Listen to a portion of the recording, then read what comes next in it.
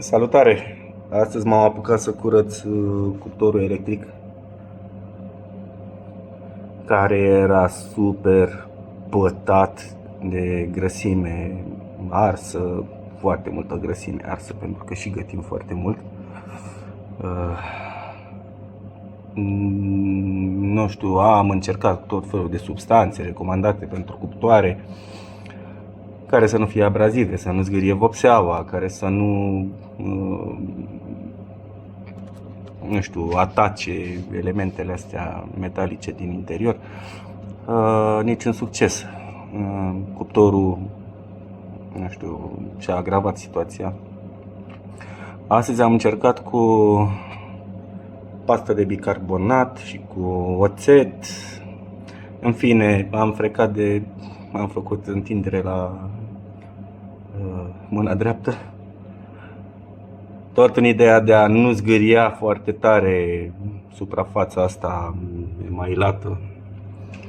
Am încercat să nu frec foarte apăsat și nici prea mult cu partea abrazivă a buretelui de vase. Deși am riscat un pic, am mai dat și cu aia. S-au curățat o parte din pete, probabil alea mai proaspete. N-a ieșit mare lucru, vă spun. Și până mi-a venit ideea asta de a încălzi niște oțet în cana fierbător, care oricum și aia trebuia detartrată. Am băgat într-un pulverizator ăsta micuț. Da? Mai întâi am dat un puf așa pe toți pereții, după care am lipit șervețele de astea de bucătărie. După ce le-am lipit bine pe suprafața umezită în prealabil cu oțet, am mai dat pufuri cu acest pulverizator cu oțet peste, cât să le moi foarte tare și să păstreze umezeala. Am zis că o să las o perioadă așa, să fie mai mult timp oțetul în contact cu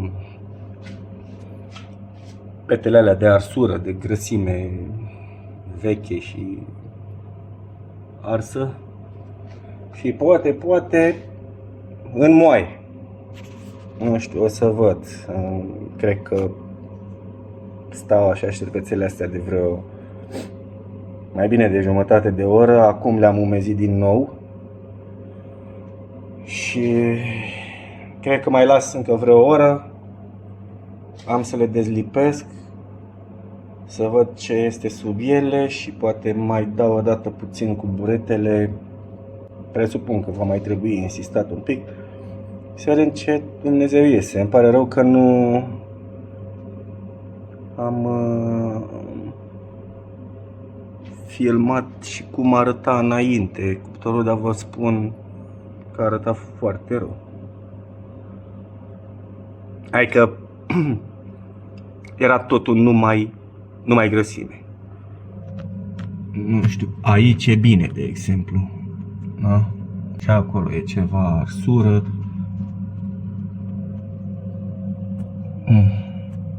Vedeți? Asta e ce a ajuns sus. Dar în orice caz, în laterale sare cel mai mult. Da? Și iarăși mai puțin aici, deși a fost și aici ceva grăsime pe fundul cuptorului. Mai mult mă îngrijorează că aici, unde am pus puțin bicarbonat cu oțet, fac reacție și aici. Am deja două găuri în tablă. Bine, nu este chiar găurită tabla, adică nu se duce de pe o parte pe cealaltă gaura, dar este mâncat în ea destul de mult și foarte ruginit. Și am aplicat soluția asta în ideea de a curăța rugina. Nu știu dacă o să funcționeze. Dacă funcționează, nu știu pe urmă cu ce o să dau, să nu mai ruginească sau să întârzie rugina, să apară. Uite, acolo se ridică deja niște rugină. Da, o să văd. Deci este 12:57, hai să zicem, e ora 1. La ora 2 continui filmarea când voi dezlipi aceste șervețele umezite cu oțet, să vedem ce se află sub ele. Am reușit să scot grilajele astea cum trebuie. Uite, nu m-am gândit la primul de jos. Se mai vede ceva arsură pe el. Da, și acolo.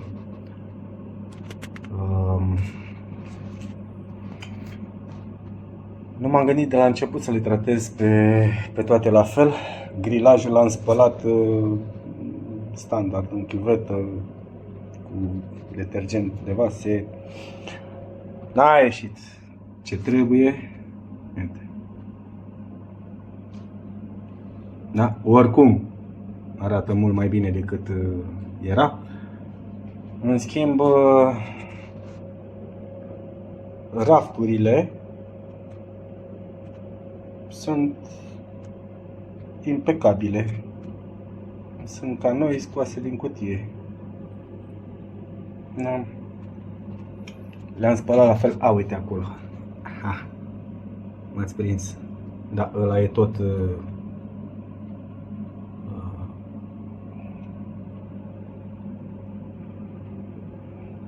grilajul ăla, raftul ăla din inox.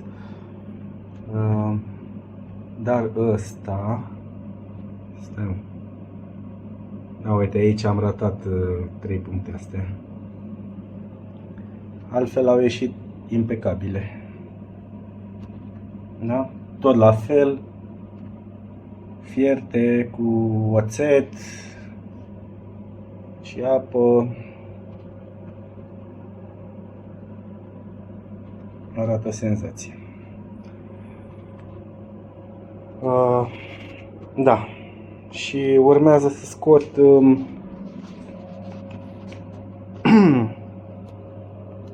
șervețelele de aici. Iată ce au acumulat pe aici, pe acolo.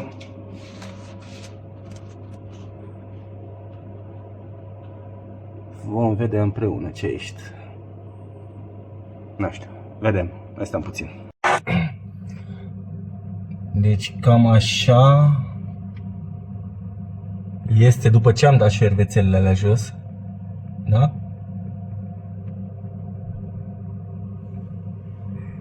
Și vă spun că s-a mai luat din grăsimea asta arsă. Dar între timp, pentru că n-am avut răbdare, m-am apucat și am mai curățat. Ăsta este fundul cuptorului. Ăsta este celălalt perete. Cam așa l-am scos. Dar ajutat de burete, abraziv, n-am mai avut milă. De fierul meu de călcat vertical și am dat cu abur îndeaproape așa.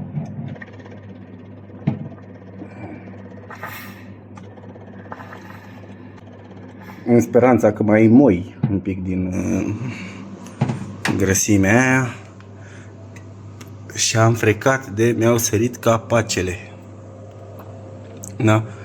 Deci pe peretele ăsta am curățat cât de cât aici în zona asta.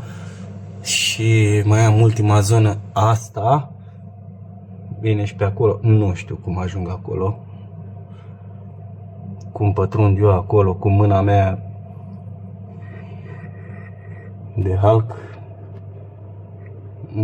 Pe aici pe sus. aici în tavanul cuptorului sub nicio formă n-am să reușesc, nici măcar, nu știu dacă am să încerc, da. Și ar fi bine, dar cum intru eu cu mâna și cu buretele aici? Să-mi spuneți voi. Aparent, acolo e un șurub, acolo e un șurub. S-ar da cumva rezistența asta jos, dar o mai pun la loc, pentru că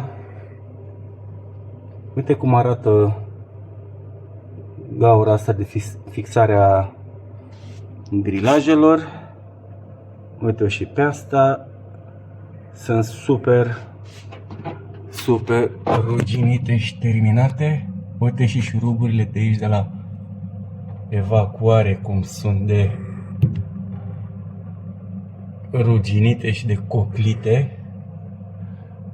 Pe astea am dat un pic cu degetele, așa am încercat să le curăț cumva cu unghia, deci atât îmi intră mie mâna aici. Uite.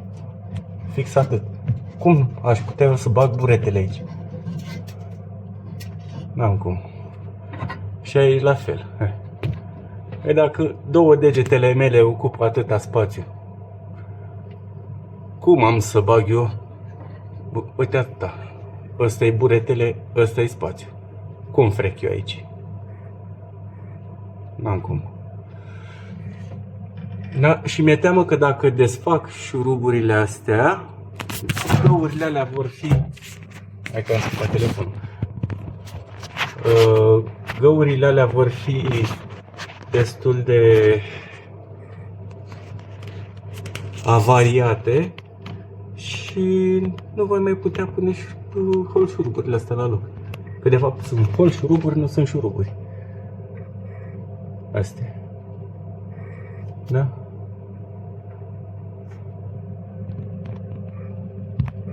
Nu știu, e complicat. Ăla e termostatul și pe ăla ar trebui să-l curăț un pic. La fel. Cum îl curăț? Cum fac eu o treabă aici? Abia îl prind cu două degete. Da? N-am cum să bag un burete acolo. Spatele ăsta iarăși s-ar da jos. Sunt niște holșuruburi aici la bază, deci la picuraturul de apă.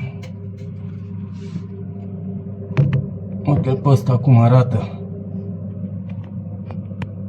Și ăsta la fel. Le dau pe astea jos, le mai pun la loc, oare? Uite, doar cât am dat cu unghia pe ele, uite câtă depunere am reușit să dau jos, doar așa, la unghie. Câtă rugină. Pe ele mai sunt integre? Da. Nu știu, am să încerc să mai curăț și zona asta și după aia mă mai gândesc ce fac. Dar mie că dacă mă apuc să dau jos și treaba asta și spatele și toate astea să le dau jos, nu le mai pun la loc și va trebui să-mi cumpăr un cuptor nou. Momentan consider că nu e momentul să mai cumpăr un cuptor nou.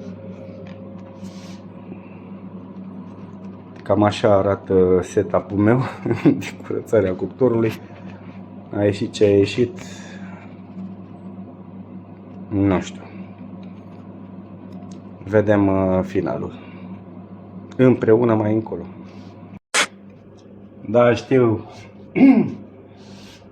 ți-e silă să te apuci, nu mai ai chef după ce gătești, vrei să mănânci, da? Că ți-e foame și că ai stat Poate că ai stat o jumătate de oră, un sfert de oră, o oră, 2 ore, 3 ore să gătești, eu știu ce minune ai pregătit-o acolo în cuptor.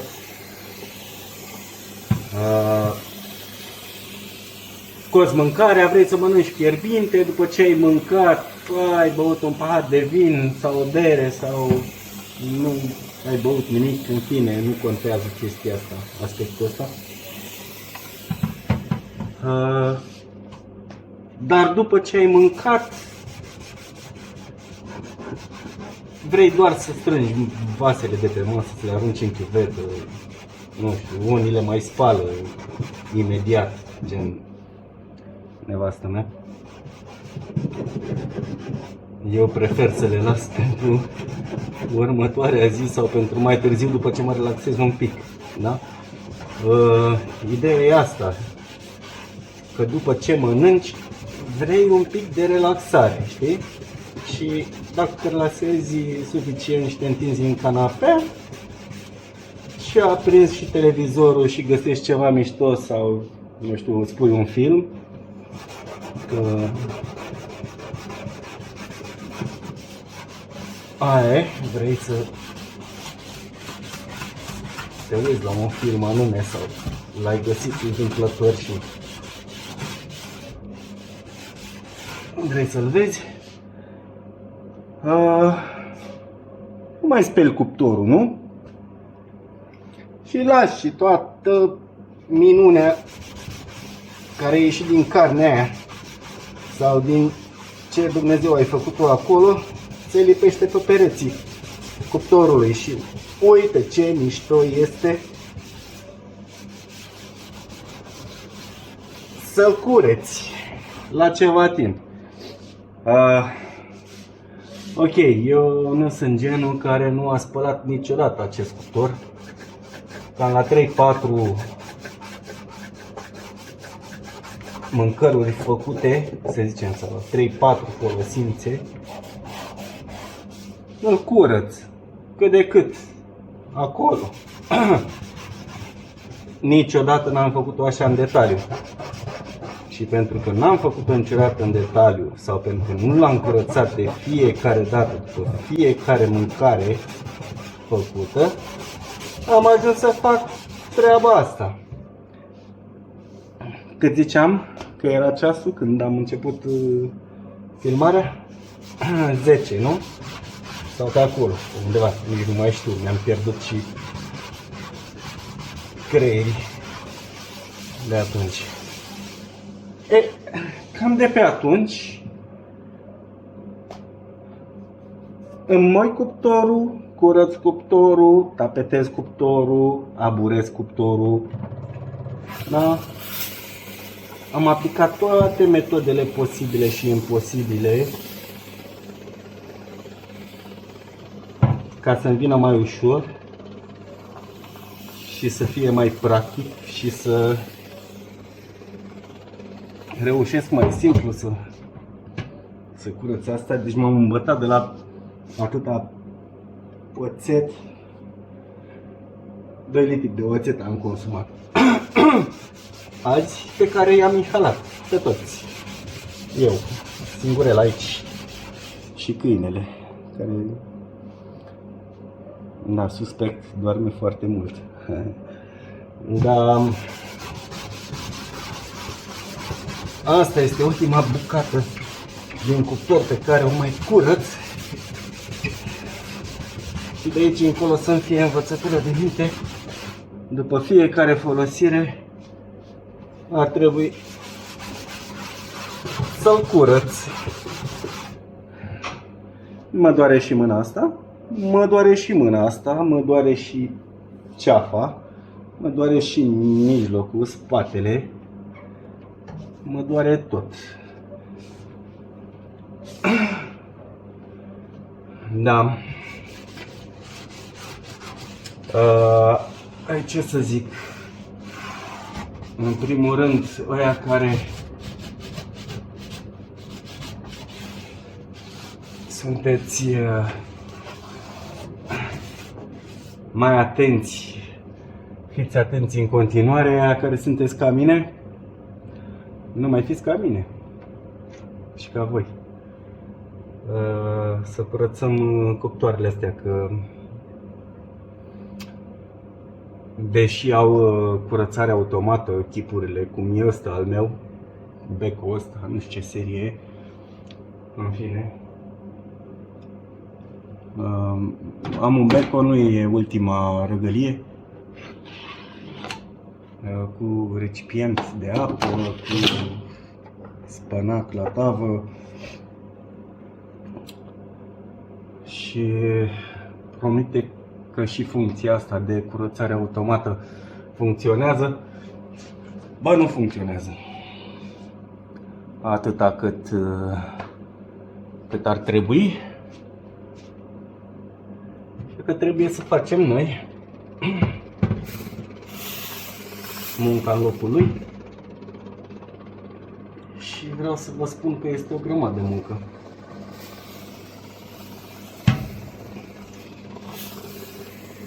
Îl detest. Îl detest acum, dar îmi place când îmi gătește. Gătește foarte bine, e un model foarte bun. Sau nu știu dacă e de model, n-am mai avut altul până acum.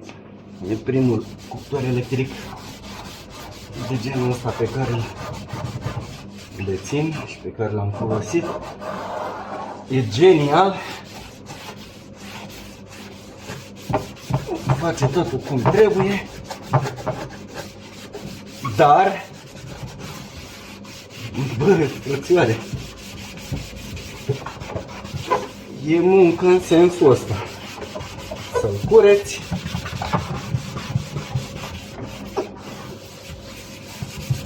dacă vrei să-l ai pentru mai mult timp. În fine, e după fiecare, știi? Până la urmă poți să nu-l cureți deloc, niciodată. O să fac o crustă așa, mor. O să micșoreze capacitatea lui, știi? Se înguroașe pereții. Nu o să-ți mai încapă tava în el. Și atunci nu mai ai nimic de făcut decât să îl bați cu dalta și ciocanul sau să-l arunci să ții altul. Nu prea e momentul să-l schimb.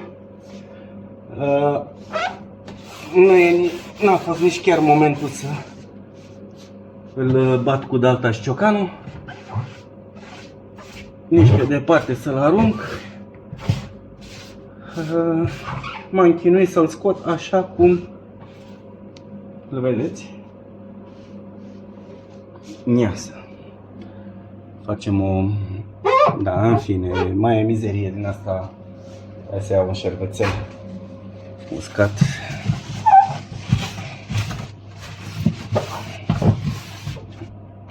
Ieși de aici.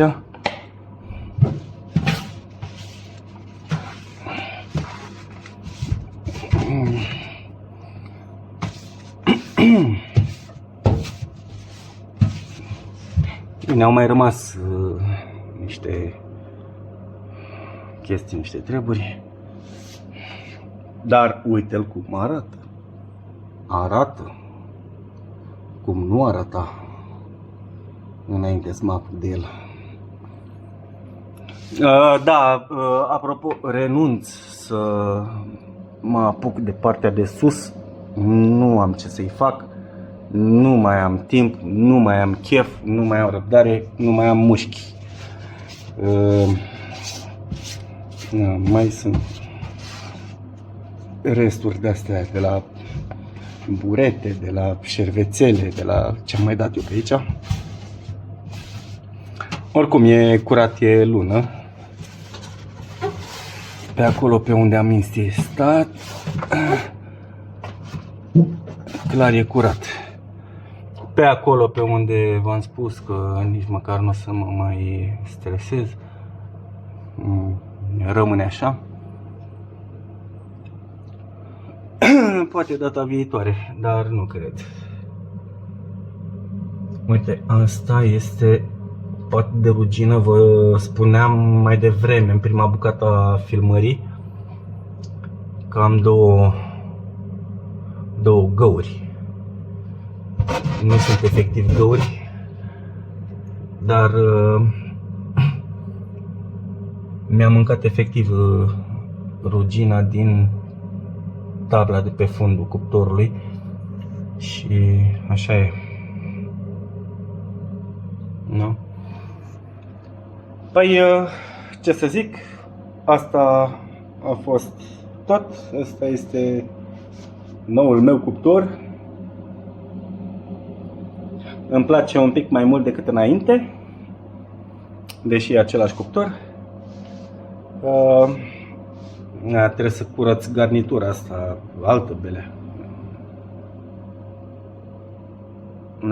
Pentru că toată grăsimea care a curs din cuptor a intrat în ea, în cantul ăsta, pentru că are un cant.